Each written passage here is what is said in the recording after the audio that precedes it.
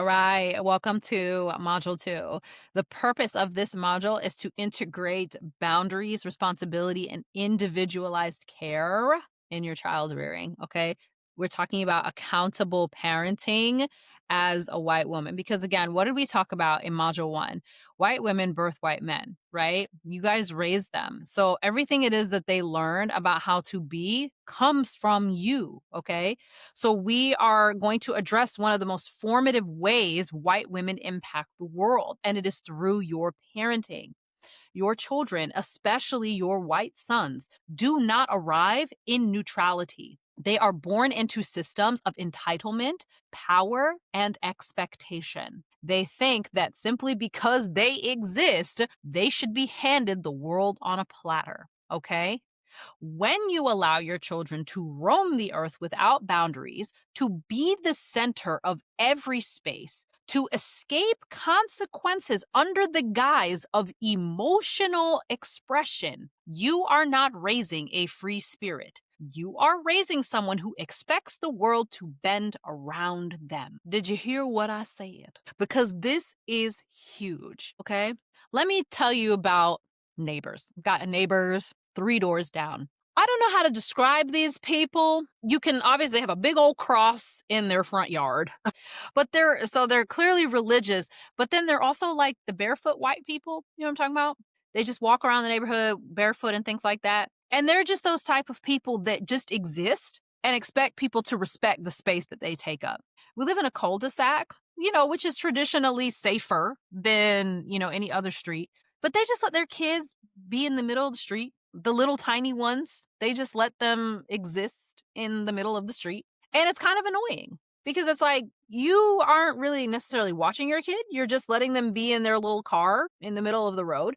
And now I have to pay more attention when I'm driving because you're just letting your kid exist in the middle of the street. They let their kids leave their stuff all out in front of other people's yards, different things like that. They don't speak to anyone. They simply just exist and take up space without being courteous to everyone around them. You can also tell that these are the type of people that let their children have their emotions, and it's fine, right? But you can kind of also tell that they hide under the guise of emotional expression. They try to say, well, we're letting our kids have emotions, it's gentle parenting, it's things like that. But then they show them that there's not really any consequence to weaponizing their emotions. They have centered themselves in this cul-de-sac. They take up the most space, but they are also the most off-putting to the rest of the neighbors.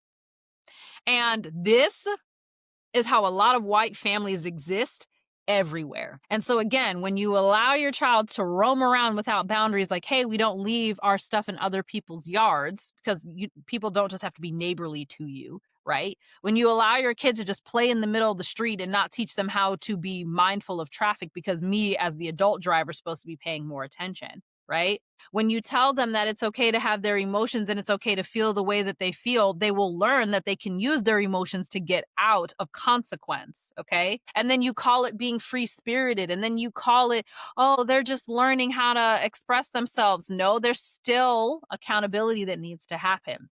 Accountable parenting means balancing individuality with responsibility.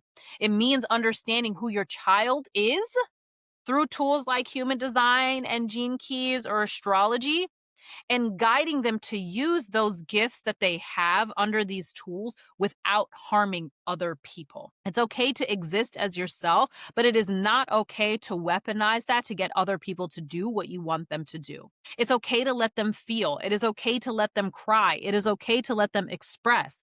But also, let them take out the trash, okay? Let them own their mistakes. Let them see that love and accountability are not opposites. They are related to each other, okay?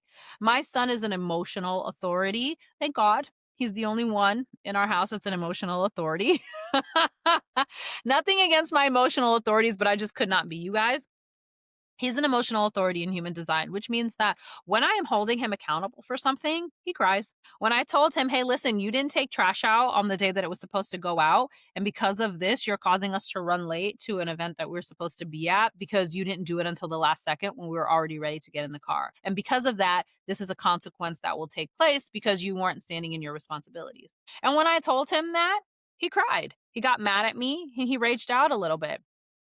Okay, cool. Have your emotions. There's still a consequence to that.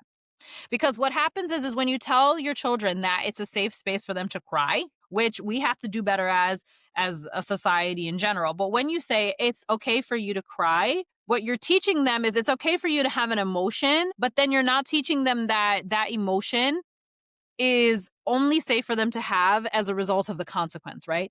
You're telling them, okay, well, if I use my tears, then it will get me something. Instead of saying you can cry, but you're still being held accountable. When you teach your kids early on that if you show tears and then you get me to change my mind, that's you teaching them that they can weaponize. They can say, if I just cry, people will listen to me. And that's a problem with a lot of white families that we see is that these white people are heavy on letting their kids have their emotions, but using it to get out of accountability for their actions. They're teaching them that the reaction to them crying is somebody caving and giving them what they want. They're showing them that if they show emotion, people will bend to their will. And a white child, a white boy who cries and his mom immediately takes back what she says, turns into a man who yells in a boardroom and gets everybody to do what he wants and abuses his power. Okay. Parenting is a form of activism, and your home is the first place of resistance or reinforcement. You have to choose wisely. Okay. It is okay to teach your children to let them have their emotions. You still need to hold them accountable. Showing them that an emotion is an outlet for how they feel when dealing with the consequence of an action. Teaching them that they cannot just exist in a space and have everything handed to them. They have to have a responsibility to earn some of these things as well. They aren't just entitled to other people's attention and other people's time. They have to show that they're worthy of having that person's time and attention as well with equal and mutually beneficial way of being. Okay? You cannot just teach your children gentle parenting and it's all love without showing them accountability and responsibility. And your first job in breaking down patriarchy and capitalism when it comes to the power that white men hold is holding your white children responsible for not weaponizing their emotions and teaching them the balance between it's okay to feel a certain way and still be held accountable for your actions. Okay. So ask yourself, where do I not hold my children accountable, or where could I hold them more accountable for the way that they are and how they have been? And why does it hurt so bad to hold them more accountable than I have been holding them? Why does it feel so tough? Because when you get to the root of that and you really ask yourself, like, why does it feel so difficult to hold my kids accountable? You'll get to the real reason why it's difficult and you'll be able to dismantle that within yourself so that you can get rid of it moving forward. You can't just stop and be like, well, I'll just hold my kids more accountable. No, understand why it's difficult for you to hold that to a standard, right? It could be because you weren't raised that way. It could be because your parents went too hard on you and you don't want that for your kids. And that's okay. If you don't want that for your kids, go to the parenting section in this institute and let's talk about how you can raise your kids differently. But you're not failing them to hold them accountable for where they take advantage of people, for telling them, no, you can't do that, for integrating boundaries, for saying, no, we don't treat other people like that. There's nothing wrong with that. If you hold them accountable now, they will not turn into people who run over others later. Okay. All right. That is module 2. Stay tuned. Module 3, we are going into how you can own your own emotional impact. See you over there.